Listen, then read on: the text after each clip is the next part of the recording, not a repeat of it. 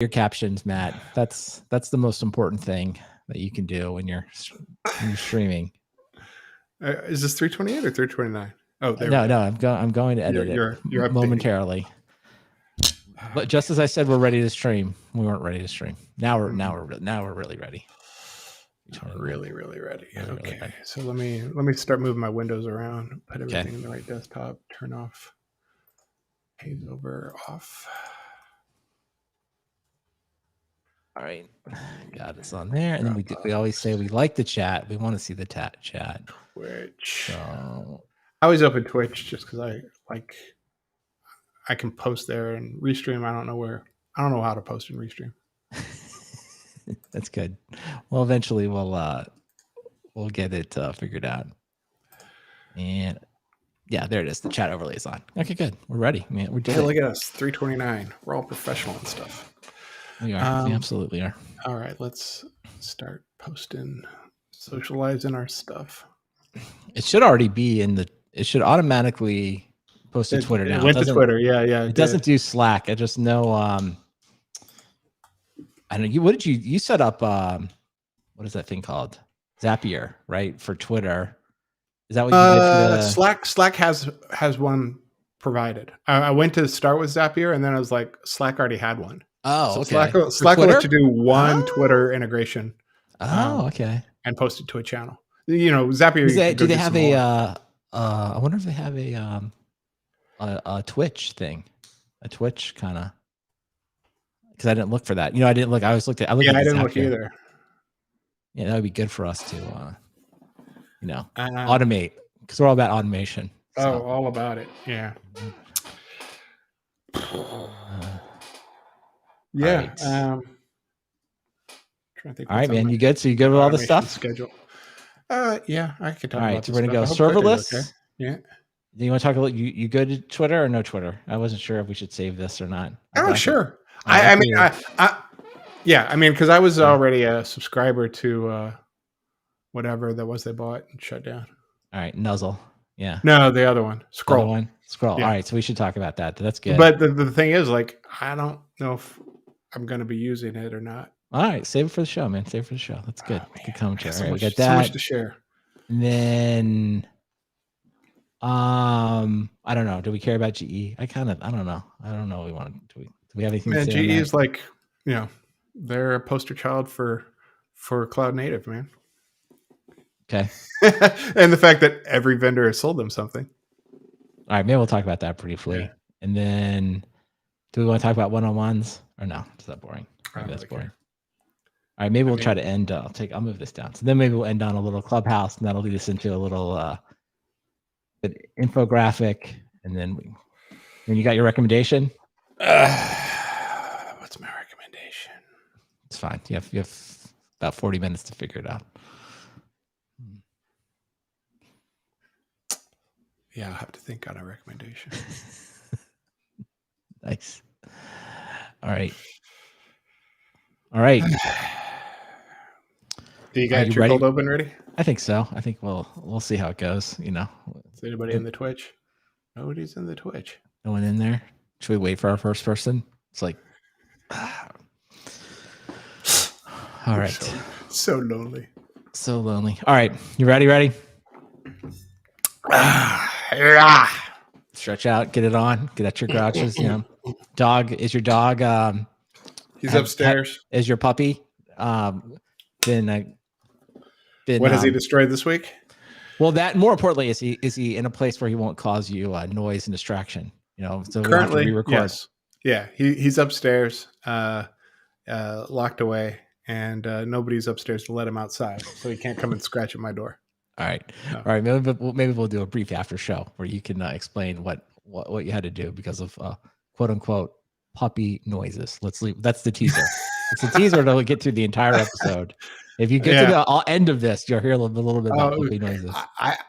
I've got canned dog rants ready to go, and I've got pictures of the bread thief. So all right, the bread thief. Well, hold on. Add that to the first title. All right, the bread thief. Go to your bread. Get on there.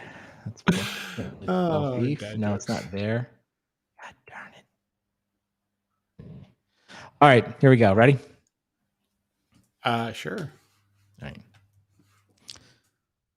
So during the last year, I have ordered a tremendous amount of takeout. And I believe now we are ready for the definitive best practices white paper on how to build a great takeout service. And I think we should borrow from our area of expertise and kind of model this on a CI/CD pipeline, right? That would be the normal way that anyone should think about this. So let's think about the 3 steps. I think there are 3 steps in a great takeout experience. 1, it's the online order, right? Yeah. And I'm going to call that like the get commit. We're going to revisit these in a second.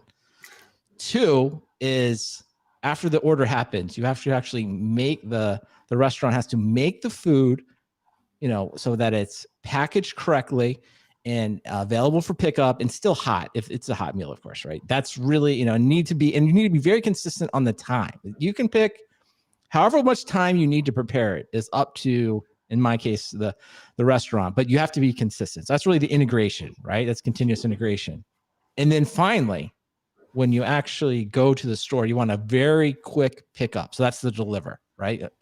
Ideally, it's a self-service pickup. I believe these are the 3 steps that every takeout restaurant needs to consider, or any restaurant that's going to add takeout. Did I miss anything in our pipeline? You're kind of the expert on the pipelines. Did I miss anything else about the pipeline that we should be considering in our takeout experience?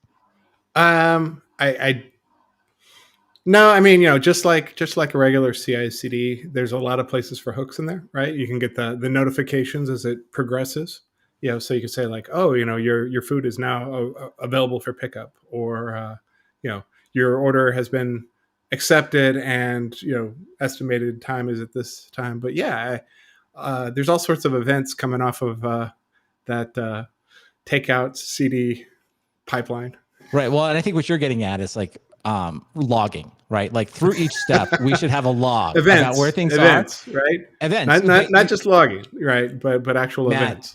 One, thank you for setting me straight. I apologize to everyone for saying logging. That's an old school way of doing it. Absolutely right. Events that anyone can see and take action on. Because to your point, and after we've implemented this, we would like other people to potentially augment the experience. Because some of the features you got into there, I think are bonus features. But I like them. But it's almost like in the appendix of the white paper. It's like, okay, once you've done all this, then you can proceed to the event integration. Now, let's go through them step by step. Because I think there are some minimum requirements. So the commit, that's the online order. Yeah. I believe all you need here is any type of website, but it just needs to be mobile friendly. It can be a website and a mobile friendly version of it. You don't have to go out and like build your own app. I don't think that's necessary. I think there are many online order, Square and others that offer it. So you can just pick whatever it is you want. There's lots of good choices. I mean, you got your Circle CI, you got your GitHub. Right. You just pick whatever actions works for you. Yeah. The only thing I would say is Azure that DevOps I believe for restaurants. A key thing in your online experience, you can use whatever you want, is I think you want to take Apple Pay and Google Play so that I don't actually have to like enter my credit card. I think it's just a real nice bonus where I can just get to the end, check out. I think that's, to me, that's the only... You get some of that single sign-on going. Yeah, definitely want that. To me, only feature that's really needed there. That's all I really care about. And I think, the point I would make here is that the restaurant, especially the restaurants that have like the complicated websites, and I mean, I'm just going to say it. I hope everyone's done with it. I do not want a Flash-based website. I don't need a lot of animation. I don't need a lot of graphics. I don't need a PDF menu that's sort of like I'd rather have 3D. A PDF menu than a Flash website. Hey, picking between those two, but just some straight old school HTML, fine. Just, simple HTML, simple style sheet, just just use the default. Don't even bother editing. Give me that. Right? Change the color. GeoCities restaurant website. I'm ready. Because my point there is just like, if I've decided to order from you, it's because the food is good. There's a website. There's an Indian restaurant here in Austin, very close to me, that I love. The website is almost aggressively angry at you. Like, it is so hard to use. Oh yeah. Right. Oh yeah. Like, you have to like go in, and then like you have to like, it actually has this thing that you have to accept that you actually have picked the store, and because they have one in Houston and one in Austin, so they have like a special pop-up in there. It's an awful website, but I'll tell you this, I like it. The food is good there. I will go through the pain. And you know what they did for me? I don't have to call them. And it's like, that's fine. You did it. It's No, like, no. So there was a restaurant here that I use that, you know, their online experience was terrible. So I would call them. I would call them, and now now when you call their number, it goes to voicemail and tells you to use their website. And I stopped going there. I was just like, I will not deal with that crappy website, because not only is it crappy, they want you to install their app. Oh, okay. And I'm okay, I'm going to install an app for for one dicey Indian restaurant when, I got a dozen choices, right? No. Well, that's on them though, because again, like to me, it comes back to like, if their food is good enough, you would go through the pain. But if it isn't good enough, it probably doesn't matter. Like to me, but I just want to back to our kind of focus of the restaurant job we've done. It's like, I don't want them spending a lot of time with like a web designer and building their own thing, their own creative. Like I just give me the basics. And I think I really believe any of the online kind of off the shelf ones for most restaurants, more than adequate. Because you just really want HTML, boom, boom, boom, click it, add to order, pay, do your checkout, and you're done. That's it. That's all I need. I don't need anything else. Okay. Yeah. So I think we've got the front end. We've got the front end. Now, the middle, the integration, I think, is where a lot of places have problems, right? Yes. Because that is where it's like, whatever you used, I don't even care if it's email. You have got to get the order to the kitchen in some consistent way. And then from that moment, you need to predict when it's going to be ready. This is probably the most important part. It's all behind the scenes. You can't have the person show up at the restaurant and be like, "Oh, we didn't get your order," right? Because that's of course awful. And you can also not have, "Okay, I told them 30 minutes, but I've just made the meal in 5 and it's been sitting right, there for whatever, for 25 minutes." So I don't know, this is where I really, I'm going to go product management on you. It's like, I don't really know how anything in the kitchen works, but I just know that like you need to have the integration. However, the chefs like to see the order, I think you need direct integration. And maybe your current job, that's how they have to do it. It's like, you really need the order flow to be exactly the same. Because I see this all the time. If you have 2 printers or like 2 screens or something like that, that is not acceptable, because the back end kitchen just gets confused. They don't know what's going on. And this part is like ripe for automation, right? Because we're collecting metrics about performance, right? We know how fast the kitchen's operating, right? If we get them to just hit a button every time they accept an order, like, I'm doing number 119. And then when they hit 120 or 121 or whatever, like, well, 119 must be done. Or you can generally get an idea of what that queue looks like. And you can use those metrics to come back and give estimates. You can just be like, look, on average, an order takes, 17 minutes to prepare. So what I want as the customer is acknowledgement that my order is started, right? It's been accepted. And then they can give me, we think in 20 minutes or 30 minutes, that's fine, right? But what I don't want, and this goes for delivery too, what I don't want is to fire my order in, and an hour later, I'm like, what's going on? Has there been an acknowledgement? Is my food ready? If it's delivery, how long do I wait before I call the restaurant? Right? I'm like, where's my food? Because, most of the restaurants here do like 3 or 4 delivery services, right? And Uber Eats apparently had this thing where they were going to restaurants, scraping their menus, putting them up on Uber Eats, right, placing orders with those restaurants, and then sending their people to go pick them up. Yep.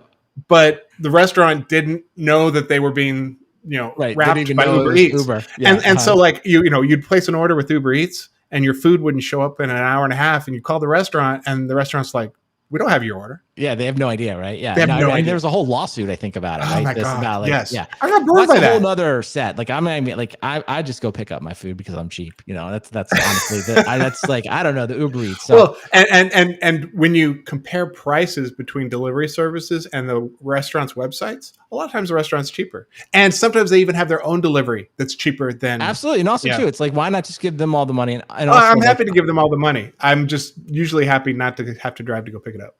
Right. I guess like, I don't know. I live like a bunch next to a bunch of restaurants, and like especially this past year, a lot of times I was like, well, this is something to do. Like get out of the house. So that's sort of like my own. Maybe that's my own issue. Like I don't have enough things going on in my life. So all right, but you're hitting on the logging, like in the events, Yes. or the events, right? It's like the eventing. yes, right. this is the place. Metrics where and like, eventing. You get a nice feedback loop there. Like, and I will just you can model your traffic. Yeah. Quick shout out to Papa John's. They're the best at this. Like they will actually send you a notification.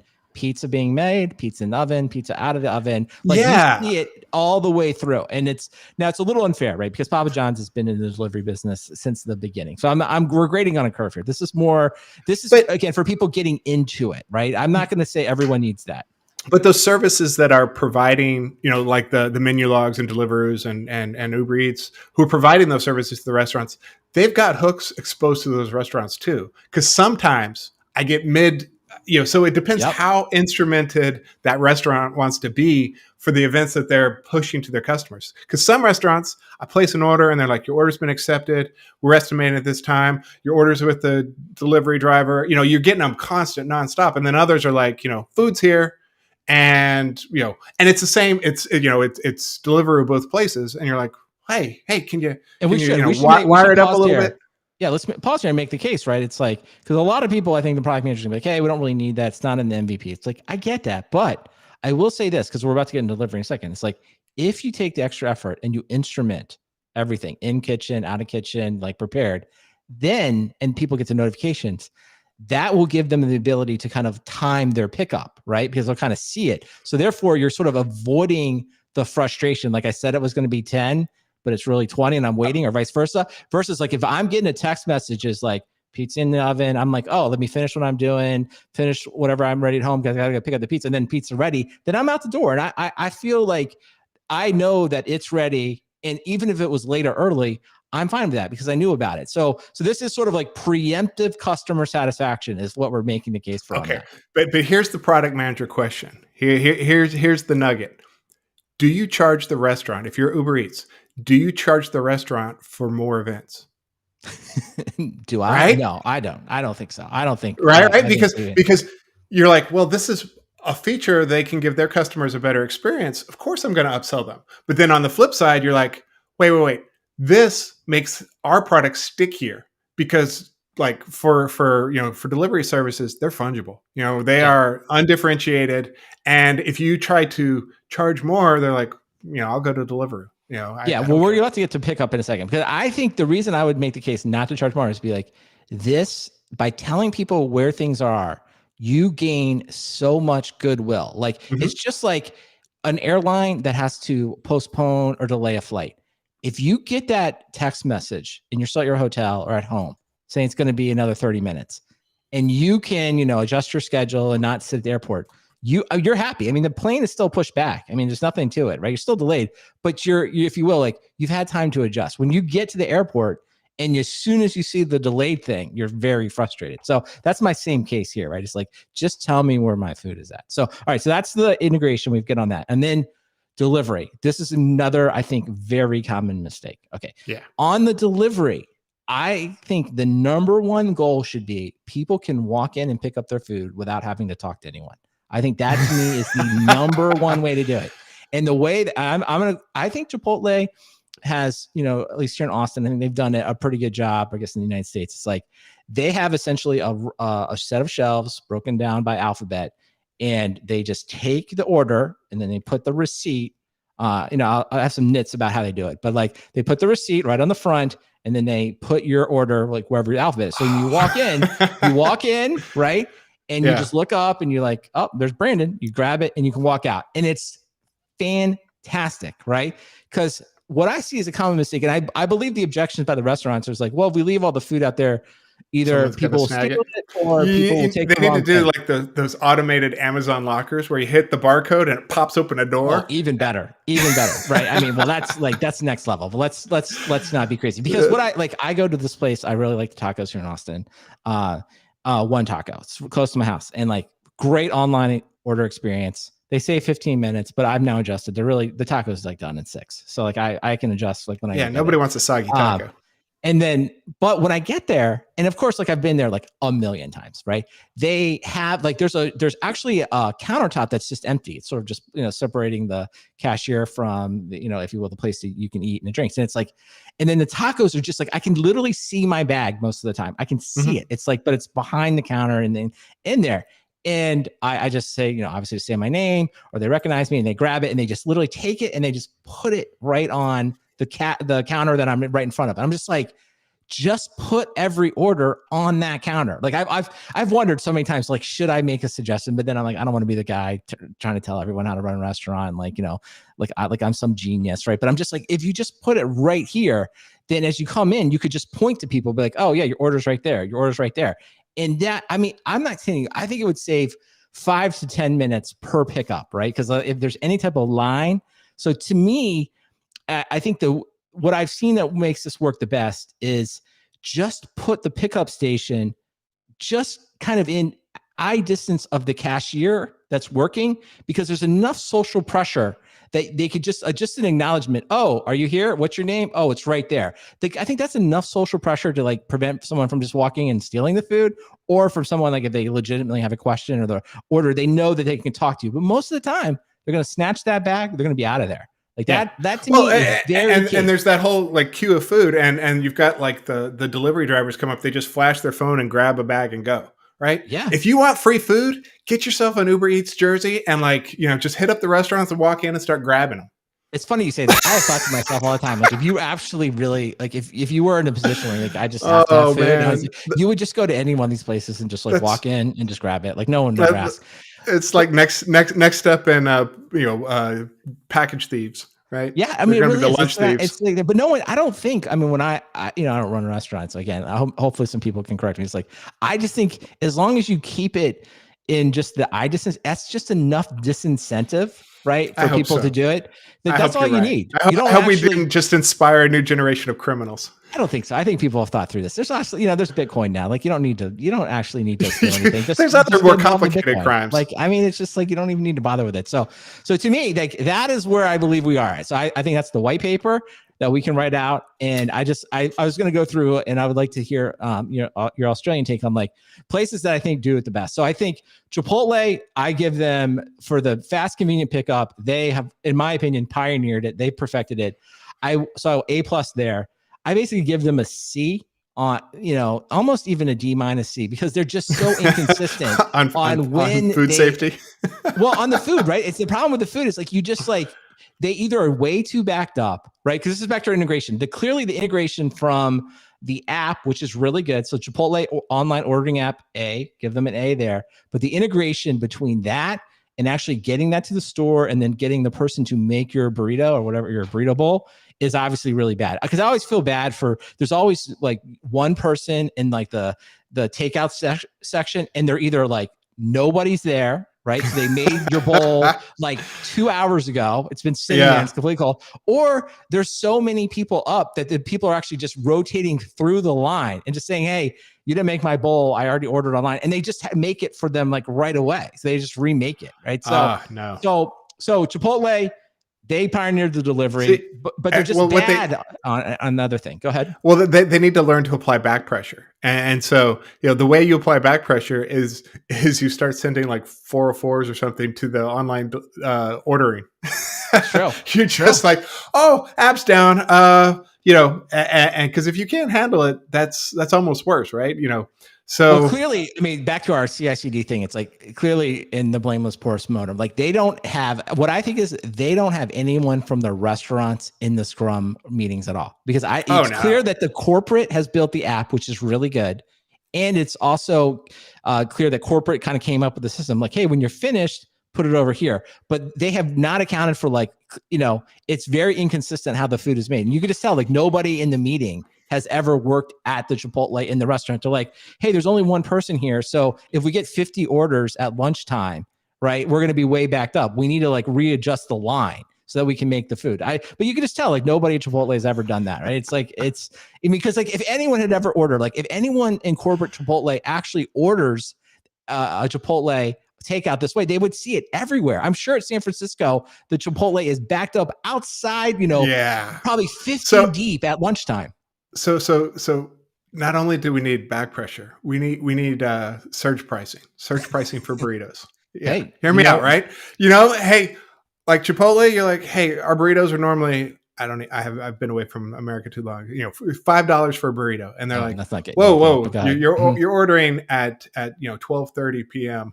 That's going to be a $6 burrito, and you're like, whoa, but it comes with a 15-minute guarantee. You're like, and if you don't want that guarantee, go ahead, buy yourself a $5 burrito. But when you get here, you're going to be arguing with our minimum wage people who we're going to continue to mistreat. It's not their problem.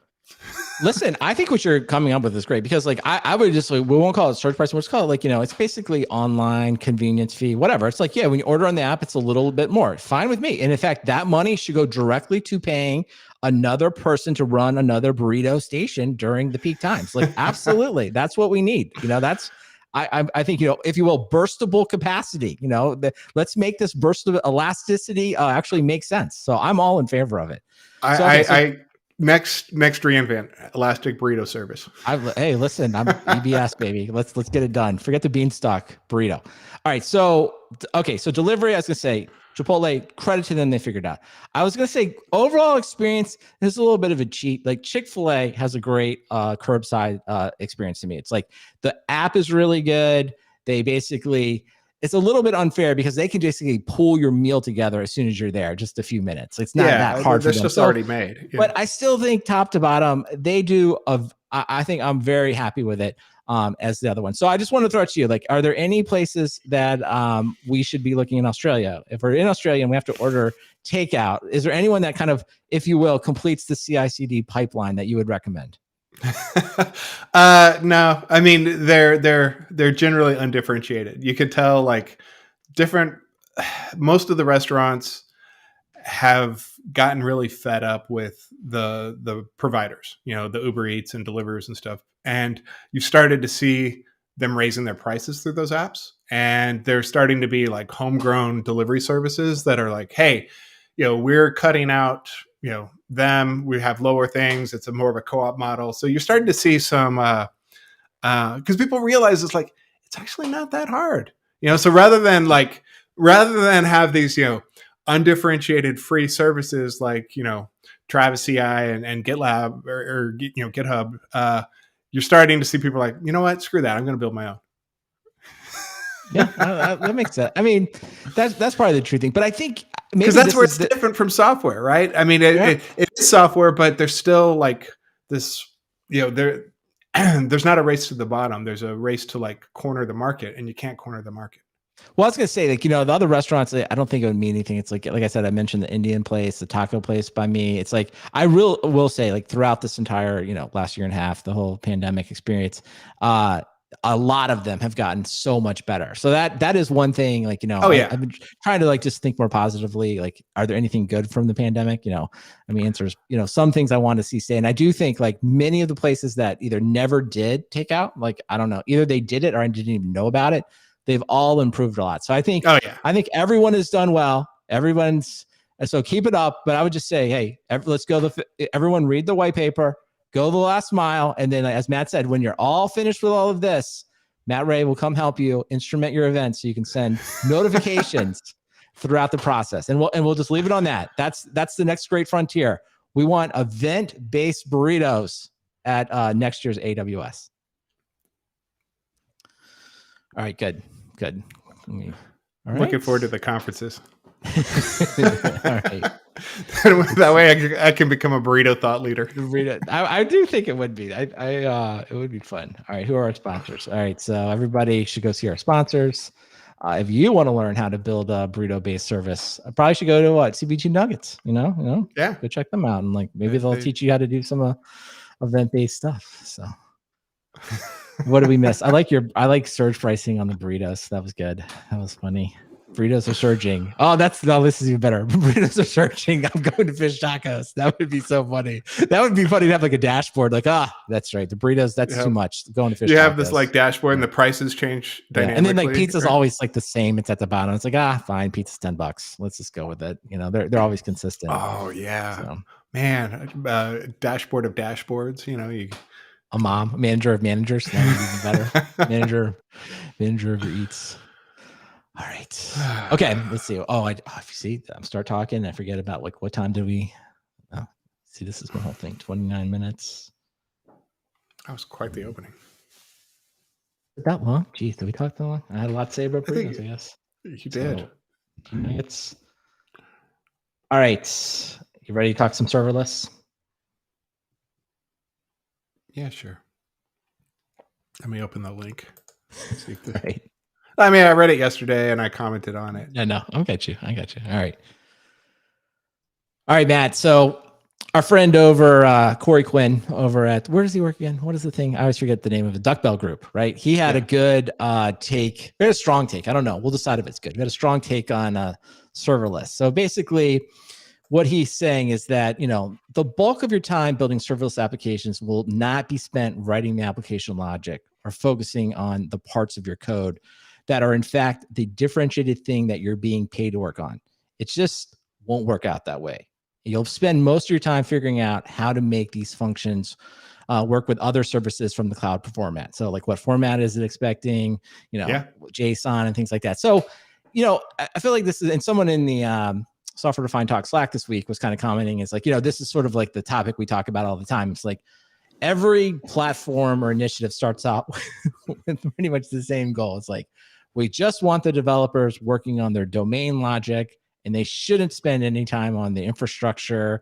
And if we do that, they're all going to be providing business value. So every platform or initiative starts out that way.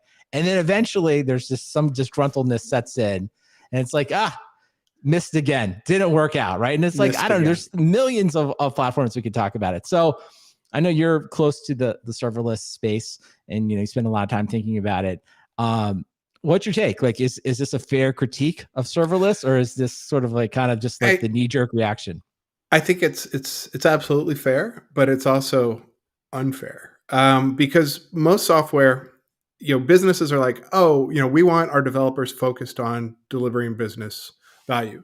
And if you look at the stack of people involved in getting software deployed and running and whatnot, there's a lot of undifferentiated heavy lifting. When it comes to managing operating systems. I mean, I'm, in my mind, when I think about this, I think about like some of the banks I've worked with, and they might have like 2 or 3 teams whose job it is to write, the online banking app or deal with payments, and then underneath it, there's like this whole much larger layer of support staff who are like, they're writing the config management, they're maintaining the databases, they're the sysadmins, they're the operations people, they're logging, monitoring, they're sysadmins, and so there's just this big heavy tier of people who their job is maintenance. Their job is maintaining a platform for these apps to run on, and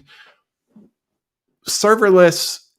The dream of serverless and containers and whatnot is to get rid of that lower level stuff as much as possible. So, and the problem is you can never get rid of it completely. You can't say, well, we've gone serverless, so we don't have to care about anything. It's like, no, you still have to care about like where the data is going, where it's running, that kind of stuff. But the beauty of the cloud is, now you've outsourced, initially, you outsourced your management of VMs, which sounds kind of trivial, but like that was there were people. I mean, there were at right. The bank. One of the banks I worked with, they had a load balancing team. Right. There were like four people whose job it was to maintain load balancers. Yeah. Well, and it's like that is an undifferentiated service, right? That is just like, whoa, that's an API call, and you've got 4 headcount on it, right? Yeah. And as you move up the stack, you start getting rid of more of these teams of people who their job was not business value. And serverless is kind of the last place you can go, because you're essentially like, look, we've gotten rid of as much of that undifferentiated stuff as we can, and all we are now is the glue between the services and running the application on top of services. And it can't get much thinner than that.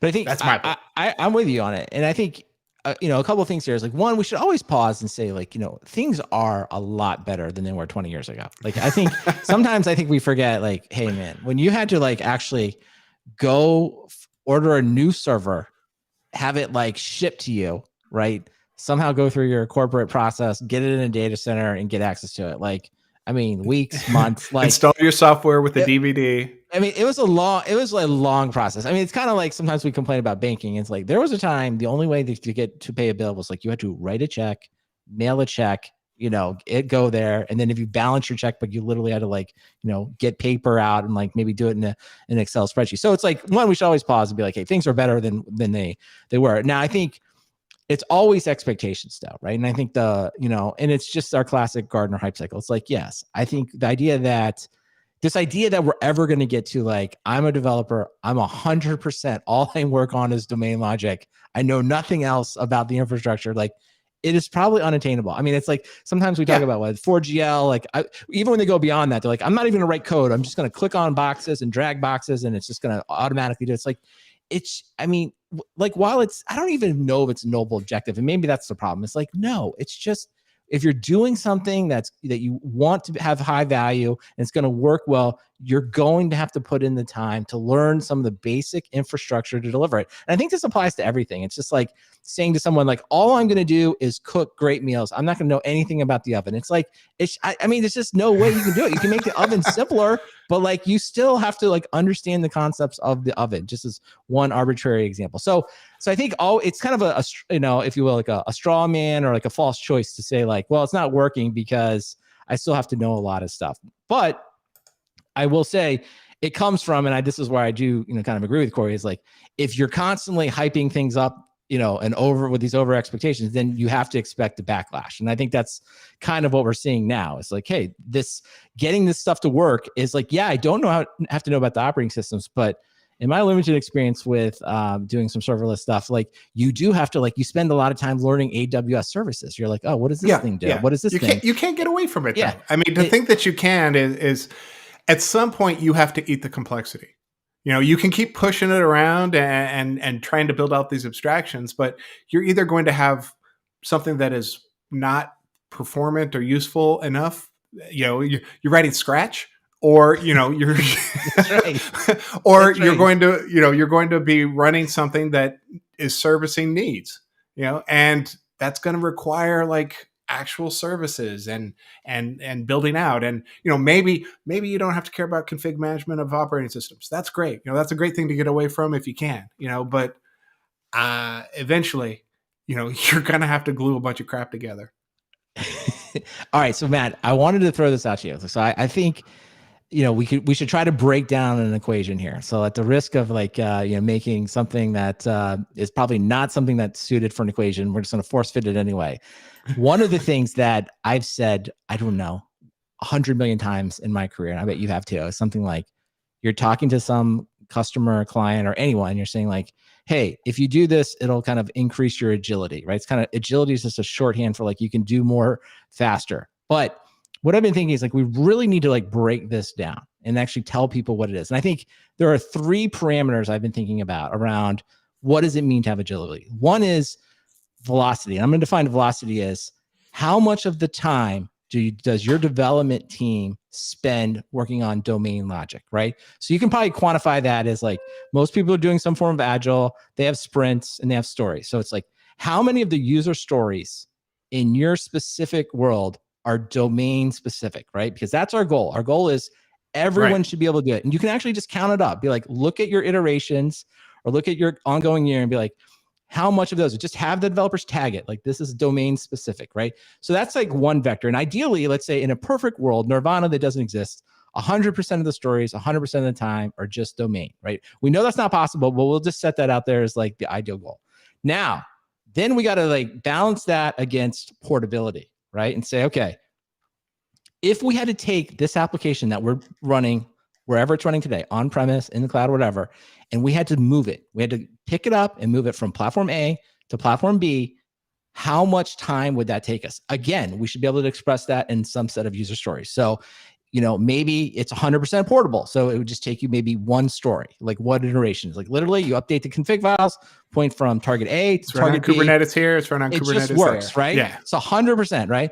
Or you say to yourself, like, we know that we're really tied into this service, very highly coupled. So therefore, if we had to move it, maybe it's actually a few iterations of or sprints of work. Maybe it's 2 or 3 sprints. But you say to yourself, that's fine. Like, I'm okay with that because I want my velocity to portability ratio. That's what I'm trying to figure out, right? It's like I can have more velocity, but I cannot have less portability, because that's usually what I think people are figuring it out. And then on the portability side, it's like, okay, maybe I want the portability, but that usually means I am going to have to assign people working on our specific project to keep it portable, right? They have to do the lifting or the infrastructure work so that, when we point from point A to point B. So maybe that's 2 stories for every iteration are devoted as infrastructure. And that's so I can go from GCP to AWS or from Red Hat to Tanzu, whatever, right? And then that's just your infrastructure tax. But you're willing to pay that tax because you want your portability number to stay very constant and very low. And so that, to me, like when we're talking about all of this, it feels like, some smart economics, researcher could kind of come up with like, here's the equation you should be measuring, right? And then you could go to your executives and say, here's kind of where we are. Like, we have high velocity, but we're not very portable. Are you good with this? Are we good that we're tied to just AWS, for example? Or, hey, we're not doing as many domain specific things, but we can quickly move from GCP to Red Hat OpenShift or whatever. So what do you think? Pick apart my equation there. No, I think that makes a lot of sense, because every business is going to decide for themselves if they need to move, right? If you're Spotify, you've tied yourself to GCP, and they're like, hey, we're all in on all these services. We love being here. We're not going to spend the time to stub these things out and support a more cross-platform thing, because we're making money hand over fist, and we're happy enough living here, tied to this cloud. If you are a big bank and you need to run in various data centers and across other stuff, you're like, well, we'd love to be we would love to be more portable, and maybe Kubernetes is that portability layer that you get. If you tie yourself to that, ostensibly you should be able to go anywhere. That seems to be the middle ground for portability these days. Is obviously, if you're in a data center on VMs or bare metal, you thought you were portable, but you still had a load balancing team, right? And if you can migrate to the new distributed operating system of du jour, ostensibly you can go from GKE to AKS to EKS, wherever you may need to go, with minor tweaks, and achieve that portability. You're still not getting full advantage of that cloud, though, right? There's still performance enhancements and optimizations that you could be having if you were all in on that. And there's projects on the edges of Kubernetes to make things more cloud friendly once you get there. But it's still that lowest common denominator abstraction that you get by not having the native cloud experience. So I think Kubernetes is a good middle ground for a lot of people. But if you need portability, if you don't, pick a cloud that fits your use case the best and write it. and go all in on their serverless platform, because that gets you away from a load balancing team, right? You want to have as few, because that's just friction. That is those extra support stories in your in your sprints that you don't want those. Yeah, I totally agree with you. And I think this is where, like, I don't know, and maybe in the distant future, like, I want someone to figure out like some kind of shorthand. Like, I almost want like a batting average, like, hey, what's your velocity to portability ratio, or some kind of like quantified thing that you can kind of sit down with executives and be like, listen, we can do this, but here, we're currently operating at this ratio, right? And as a general rule, I think companies earlier in their life cycles, still finding product market fit or experience hyper growth, things like that, right? I think those are the ones that probably should have a very low portability rating, right? It's like, Absolutely. hey, you're just growing so much, service as many customers as you can, and get, huge. And then as you kind of like move in the life cycle and you say, okay, well, now we're more sustaining and, the product is well known. It's like, okay, at that point, maybe do start to invest in portability. One, because it'll just keep the easier to maintain the product. And then two, that's the place where you're probably start to think like, I want to reduce operating costs. And one way to do that would be to like start moving around, trying different deployment models, moving between, cloud providers and things like that. So, I just, when I talk to a lot of the different customers and things like that, I just, the conversation we always seem to have is like reduce costs, increase agility. But like, I find that most places haven't like really thought through. Like, I don't even think they really most of the times understand their current situation, right? They have to spend a lot of time just inventory themselves. It's almost like self-reflection. Like, what are you spending your time on? Like, like, are you like, it's almost like when you have the, sometimes like, I think you probably experience this too. It's like, sometimes the first customer meeting is just kind of like a therapy session for them. It's like, well, like, what are you guys spending your time on? And they're like, we don't really know. And you start asking more questions and they just start talking amongst themselves. Like, yeah, that was hard. And the infrastructure team is, what you said, we got this load balancing team and it's too big and it takes too long. And so like, it's just an hour of like that kind of talk. But like, I guess maybe here's a little shortcut for all the kind of end users, enterprise users. Like, you don't actually have to You don't have to have the vendor on premise to actually have that talk. You can just talk about it yourselves. Like, we don't, none of us need to be there. Yeah. Well, that's why so much of the work we did at Chef was not Chef. It was DevOps consulting. It was, helping them with these internal therapy sessions of like, what, your whole process is broken. We need to, we could throw some software at that, but we are not selling you DevOps. That's the problem. We can't fix your friction-based culture. You need to get over the fact that like you have a load balancing team. I mean, you have people who their job is, antiquated, and you're okay with that. And you need to start thinking about delivering business value. It was just so much of the time was DevOps consulting. And of course they're happy to pay for that too. Well, I think in the end, this always comes back to the same thing we talk about all the time. Really, software is about the people problems. And that's why whenever we go to all these DevOps meetings, there's the culture talk. So next time you're thinking at the next culture talk, you can think to yourself, okay, what's that velocity equation? And hopefully I want someone, if you figured it out, if you've got like some good metrics that you can, that you're tracking, that, kind of like approximate some of the stuff that I've talked about, please send them my way. All right, I think we solved it. We solved everyone's need for serverless and burritos. So like we're 100% done. And now that you've done all of that, you should go visit our other sponsor this week, who are our good friends at StrongDM, and they can help you manage and audit all your infrastructure. There it is. Boom. All right. All right. That's good. All right, so we did serverless. What time? All right, what's the edit point? Let's see. What time is it, Matt? Let's see, 47 minutes. If I knew what time we started recording. I think we started like 10 minutes in, you think? I don't know. Okay, so that was StrongDM. All right. Let's see. A little Twitter. How much time do you think we have left here? 20 minutes? Yeah, 10, 15. It's funny, like Cote leaves is like you think I could like look at a clock and talk, but no, can't do it. Obviously I cannot. No, I cannot.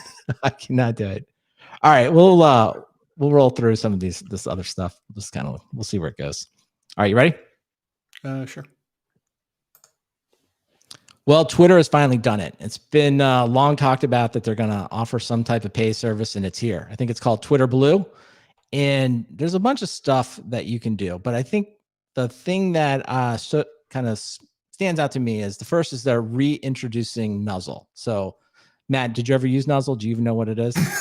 No, tell me what Nuzzle is. Nuzzle put me on the spot and I fail. Yeah. Again, there's no grade here. It's everything is pass fail. You're doing well.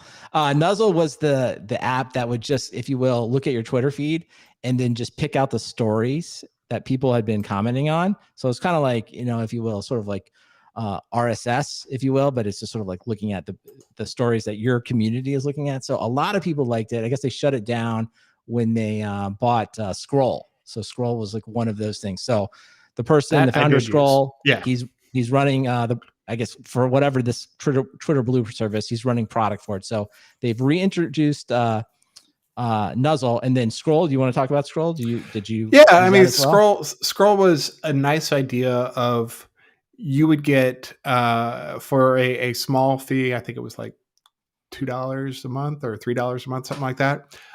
You got a set of ad-free reads on various websites. So they had Atlantic and Slate and Salon and I don't know other places on there now. Verge, yeah. I mean, a bunch of sports sites and game. I mean, they had a good wide variety of websites that were signed up, and so you'd land on them, and they'd be like, hey, you get 3 articles a week free on here, ad free, and they got they got some money out of that, $2 a month or whatever you were paying, and I liked it. I mean, I was already using ad blockers anyway, and obviously finding ways around paywalls when I didn't have subscriptions to things, and but I was like, hey, this is what I actually want, right? I just want to read stuff and pay in a small amount and have that money distributed to people. I like the idea. I don't even know if I went to that many sites that used it, but I didn't feel I liked it, and so now with Twitter Blue, I'm like, I don't know, right? I don't use the Twitter app, right? I use Tweetbot, and I've got a very curated Twitter experience. When I see people complain about Twitter, it's like, I don't have those experiences, right? You're like, I have a different Twitter. I have a different Twitter from you. It's like, I don't have ads in my feed. I have the feed is the way I want it. And, I love Tweetbot. And so now I'm kind of like, I want to give money. I like where they're going of giving money back to the media companies who are providing the content I read. I'm fine with paying people for stuff I consume. There's a lot of stuff I don't want to give them a full-blown subscription to. That's kind of the balance, right? So if I can give them these micropayments, I'm cool with that. I don't know how Twitter Blue is going to work with Tweetbot because I'm not going to go and adopt the rest of the Twitter sandwich. All right. Well, now that we'll have to go look up ourselves, because I think the way it works though is that your part of your subscription will go to when you do Twitter Blue, is what you said, it goes to pay the advertiser. So that's what they're doing. And I guess what I read was their goal is to give the advertiser 50% more than they would have made off of ads for you. So I just thought of you because you're always big on, if you're not paying for it, you are the product, or your attention is the product. I guess that's the better way to say that. So, I think I like the idea. I like the attempt here, right? So if you think about Nuzzle, the old Nuzzle, or this new thing, sort of surfacing stories that you think you're going to be interested in because they're in your network. That's step one. And then step two is getting rid of ads, right? Because allowing people to make money off your subscription. It is, if you will, kind of a new attempt. Maybe not new, but I guess it's an attempt to merge a subscription-based model with social media, which maybe, I think Cote had a good discussion last week around Facebook is the new TV, that whole kind of discussion he had there. It's like, well, this is a way to kind of, if you will, pull those things apart. And so maybe if the incentives are different, then maybe people start to use Twitter differently. I guess that would be the absolute most positive, rosy outlook for this. Now, having said that, I'll just say it's I don't know. I always just feel like subscription fatigue. It's not like $2.99 a month is going to break me, but it's just I don't know. I already subscribed to so many other things. I'm just yeah, but that's the thing. I don't want to subscribe to anything. I don't want to subscribe to more stuff, but if I could just give some money to the content that I consume without a subscription, I like that balance. Right. All right. Well, let's go. I like thinking that it's actually directed to what I'm reading. Right. Yeah. All right. Well, let's put a pin in this and say, okay, we're going to check back in maybe let's say a month. We're going to see if either one of us actually made the effort to subscribe to Twitter Blue. I don't know. I'm on the fence whether or not I'm on the fence. They stopped charging me for the other thing, and now I'm kind of I'd like to, I want that back. I want Scroll back, but whatever. All right. We'll see where it goes. All right. The other thing that I wanted to point out this week that our friend Brian, he put this in the Slack channel, and it's great. It's a fantastic infographic if I can, I will make it the show art for this section. So maybe look at your phone right now and see it. And what it is it basically takes 1 minute of the internet time and breaks down all the things that are happening. So like all the different services and sites that we're using. So I'll just throw out, like, you know, for example, it says here, 575,000 tweets are sent every 1 minute. So that's the Twitter number. So I was going to ask you, Matt, there's probably 30 of these on here. And it's one thing, I guess, before we kind of get to you, I would like to get your take on what jumped out at you. It's like, I think this is a great example of just kind of comprehending internet scale. I think it is very hard sometimes to like realize like, oh yeah, the internet's really big and there's a billion people on it. But when you actually look at this and you see all of these things happening 1 minute, Right. you just get a sense of the grand scale of the internet. At least I did. So one, I think it's worth looking at just for that, just to take it in. But what, of all the things that are listed here, like Zoom, Netflix, on and on and on, what jumped out at you as like the most surprising thing that happens every 1 minute on the internet? Well, I seeing something like 450,000 hours of content every minute served by Netflix, it's kind of amazing. But actually, it was some of the like more esoteric things that I 208 Clubhouse rooms a minute. Like, really? Clubhouse? That's still a thing? but and then Strava, the sports tracking thing. It said that there are 1,500 activities shared a minute. I don't use Strava. I use a different run. I use Runkeeper, but it's like, I don't share. So it's like, seriously, people, you know, that many people are sharing. I found, I don't know. There are a lot of huge numbers in here, but it's some of the like more esoteric services that I found more interesting, you know. At least that's my takeaway. Yeah, no, I think it's amazing. So there's lots of stuff to look in here. I do think Clubhouse is the one. I think a few things would point out about Clubhouse. Like, one, I don't know who the PR person is for Clubhouse, but it is incredible they made this chart. Like, you look at everything else, Twitter, TikTok, Google, Slack. I mean, these are internet behemoths that have been around for a long time. They're billion-dollar companies. Here, Clubhouse is just a, you know, whatever, startup, and they're somehow got on this thing. So the PR person that pitched this from Clubhouse, amazing. And then the other thing I thought we'd maybe talk about briefly is that Clubhouse has now they're rolling out Replay that lets users record live rooms and share them later. So I look at this like, it's just interesting because they basically are just reinventing a podcast, right? And at first I think it's like, it's easy to be cynical, but then I was like, yeah, maybe that's just fine, right? It's just like, yeah, it is kind of hard at times for people that are just getting into like maybe making a podcast or doing recorded audio. So they have made a great app that's very easy to use. You just basically like click on your phone and it's recording. And I think the next thing that would be easy for them to do is just like, okay, give every user an RSS page, or every every room has an RSS page, and then you can just download it, and then boom, you've got a whole little podcast there, and you throw some dynamic ads in it, and then call it a platform. So, I think this is just another example to me of like hard work plus luck. It's like, it does take a lot of work to create a nice app that has a great experience. And I think Clubhouse should be, you know, commended for doing so. But then, you know, the luck is like you launched it during they included Teams in there. That's true. But I on the whole thing, but I just think for Clubhouse, it's like, okay, man, you know, it's like, so they did the hard work. They should deserve credit for it. But then it's just like, yeah, well, they also just happened to launch this app during a pandemic with celebrities that were like looking to do random stuff, and that has sort of vaulted them into like this incredible awareness, right? Incredible marketing, and a word of mouth that like was very hard to recreate, and then that landed them on this chart. So it's like, yeah, so when Clubhouse is acquired in a few years for like some astronomical amount of money, like I think we should look back on this and be like, they built a great app and they got really, really lucky at the right time. And ultimately, that's going to be why they succeed. Someone else has said, you can actually do this with this other company called Callin. And it's like, I bet you Callin is great. I've never used it, never even heard of it.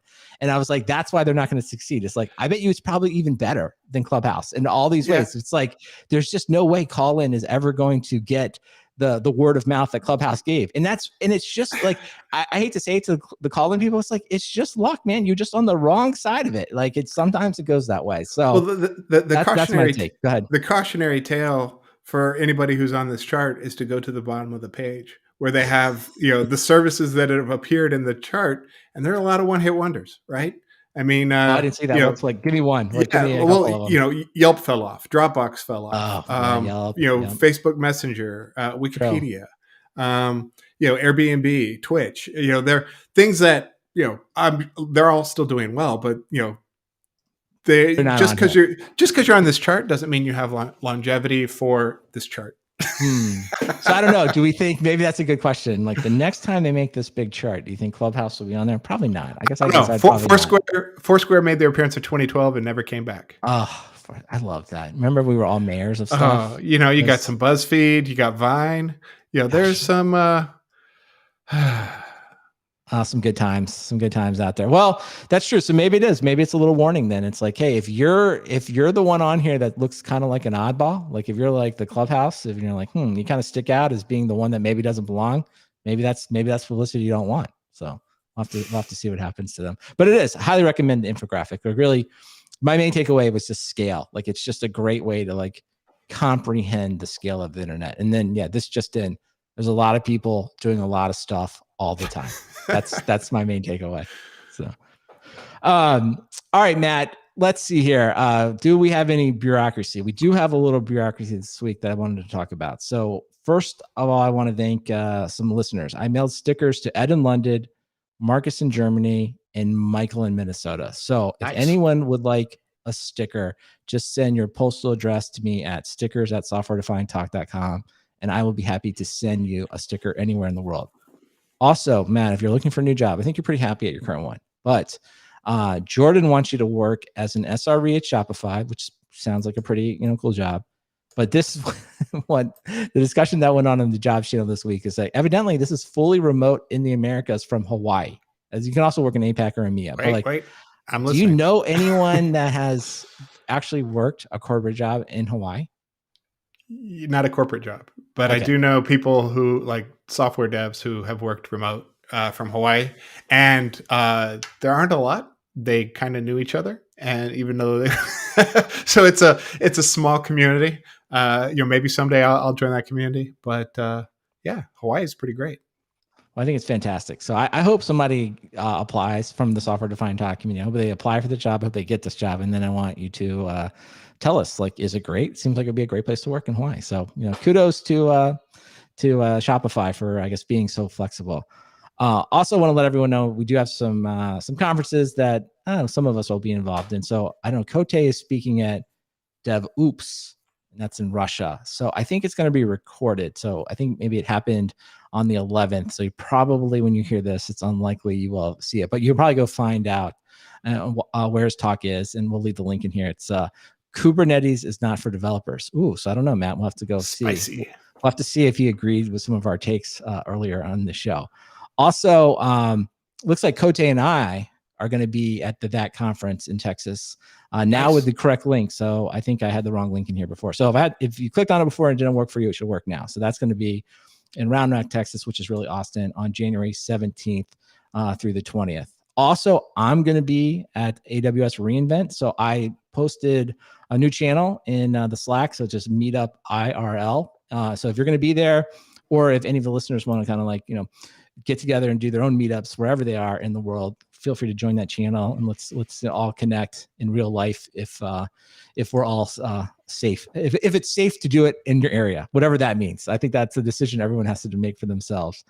And then finally, I wanted to let everyone know that if you don't watch the entire listen to the whole podcast, well, then what's wrong with you? Of course you need to listen to the whole podcast, but I've been posting some clips to TikTok. So if you want to do that, and occasionally I do, like, believe it or not, like, I know this is going to come as a shock to people. Like, we actually edit the podcast. I know it probably doesn't seem like we edit the podcast, but we do. So sometimes things get edited out of the show. So someone pointed out last week, I took out one of Kote's long discussions on Madonnas. I don't know. I felt like, as the editor, I pulled it out, but somebody that watched the stream was like, they thought it was great. So don't worry. If you want to see that talk, you can watch it on YouTube. It's there forever.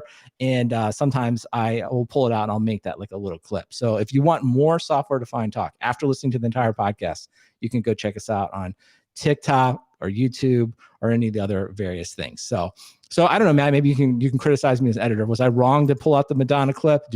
Were you sad about it? Did you even care? I was sad. Did you even I did. That was some Cote gold. So, all right. So, well, there it is. Well, that's incentive, though. I'm gonna say I did it on purpose. I mean, not for everyone, but it's not every day you got your Madonna in one hand and DevOps and everything else on the left. So it all comes together. All right. Well, with all of that said, Matt, do you have a recommendation for us this week?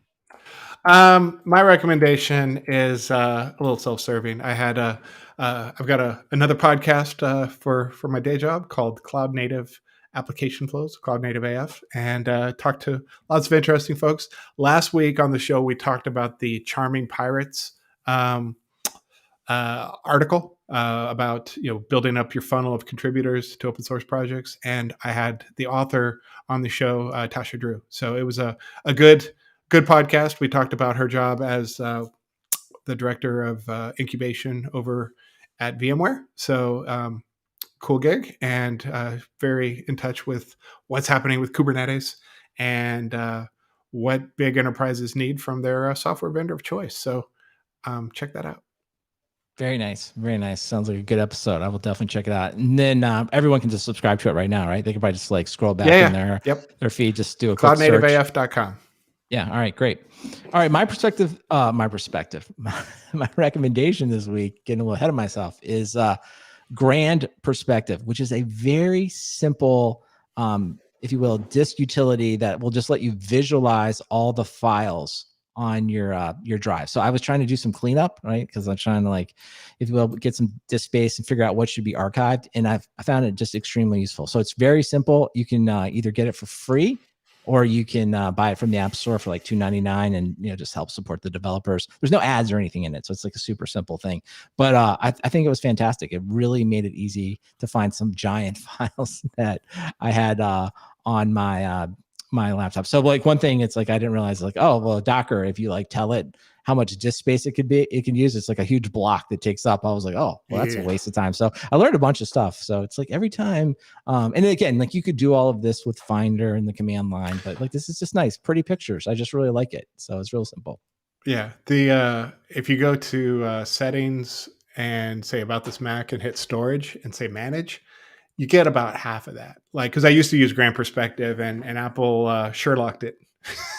That's true. That's true. That one, what you just said there is good, because it breaks it by like, I think file type, like music and videos and stuff like that. So that's pretty good. That is like, if you the Grand Perspective, that's a nice UI. Yeah, it is. It's like, yeah. So I guess if you just want like a nice picture of it, and I like it. And then of course too, like when you see the huge blocks, you can be like, what is this? What is this? And then a lot of it is like, why don't I have this on here? So I don't know. It's and also I guess it's a chance to page through files you haven't seen in like years. You're like, huh, wonder why I did that. So anyway, it's fun. All right. Well, if this is the first time you've ever heard Software Defined Talk, welcome. You can subscribe to the show going to softwaredefinedtalk.com. There you'll find links to everything. You can join our Slack, all of our social media sites, all that kind of fun stuff. And if you want to see the show notes, all you can go to one. I should always tell people, it's like, one, you should just look at your podcast player. All the show notes are there. But if you still want to go see it on the website, just go to softwaredefinedtalk.com/329. That's this episode, and you'll see everything. And with that, we will talk to you next time. Bye. As my Safari browser is crashing. So we're good. All right, Matt. Well, let's upgraded to Monterey already? I have. I upgraded. And my entire review is the following. It's fine. It's like it doesn't. It's like, I mean, it's like. I'm always going to wait for the 0.1 release. There've been reports of Macs getting bricked. So. Yeah, I mean, I read some of that. I mean, it's like I think if you want to wait, like I would wait. It's like you're not really missing anything. Like there's some minor stuff, that's into just kind of some tweaks, but there's nothing in it that's like, oh wow, this is a lot better. I think I don't know if it is more stable, but I feel like, it feels like, they've kind of, polished up a few things on notifications and stuff like that. But it's definitely, it's not, I don't know. If you waited, I wouldn't feel bad about waiting at all. So no. I mean, I I finally got my wife's 11-inch MacBook Air repaired, new battery, new. How much did that cost you? Did you do it yourself or what? No, I tried to do it myself. It was the touchpad was out, I had the and right tools to like get it all. I ordered a touchpad and I could not get it to work. So I finally broke down. It was $2.99 Australian, so about $240. Yeah, Yeah, I don't know. I yeah. guess, And then I slapped in $100 battery. So yeah. So yeah, but the thing is it's still running Mojave, and my wife hasn't switched back to it yet. I was like, hey, we've had it for 2 weeks now. I'm like, you need to switch back, right? I repaired this thing. And she's like, but my new one's got all my passwords saved in it. And it's so funny. I know home IT is just, I mean, it's like the most thankless job. We'll have to make that a whole cold open. I've got a lot of thoughts on that. Oh God. Yes. My kids are all complaining about their laptops. I need a new laptop. And I don't want to tell them, like, Christmas, it's coming. That's right. Wait, you got 6 weeks. Wait. Yeah. All right. Well, listen, I want to make sure we always deliver on what we said. I said at the beginning of the show, you'd give us an update on the puppy. So give us the play-by-play. You were recording and your puppy was licking something. Like what happened? Like, what did you have to do? So behind me, I've got, the IKEA chair there that's now covered in dog fur because he just likes to sleep behind me while I'm working. And I was recording. I went live recording some stuff about working with Tanzu Community Edition, and I was listening to the audio and I was like, "What is that sound?" I was recording voiceover, and I was like, "Oh my God!" I look back, it's like the dog had been licking himself while I was recording voiceover, and my mic was picking it up. So, nice. So I had to go re-record. I do not have a filter that gets out the ASMR of dogs slurping themselves. So I was gonna say, well, there you go. That's a request to all the, I don't know what it's, loop back or all the different recording. It's like you need a noise gate for puppy licking is what you're gonna have to go for. So yeah, well, actually, you need a gate that extracts it so you can then sell it as ASMR feeds. I was like, oh, do you want a sound of just? It's funny. It is funny, like when you turn on a mic in your house and you start recording stuff. You're like, oh, there's a lot of noises in here. I never. Yeah, there's a lot of noise. Like, oh, that fan is louder than I thought. So it's or people stomping upstairs and. All right, well, that's good. Well, listen, someone else, let's see, Systems Guy, he suggested that, maybe we should do an episode in Clubhouse Live one day, and then we'll record it. So, like, I don't know, maybe, I think Michael Neal also mentioned that. So, I don't know, maybe we'll try it. We should try it at some point. Like, we've tried everything else. Isn't it iOS only or something? No, I think I don't know. Well, that's the first question. I thought they introduced... something for the 90% unwashed masses for Android, but maybe not. I guess we'll have to figure that out. So we'll see. We'll see about that. All right. Well, thanks to all the streamers for hanging out. We appreciate it as always. It's always fun to have you chatting as we're chatting. So appreciate it, and we'll talk to you all next time. Bye.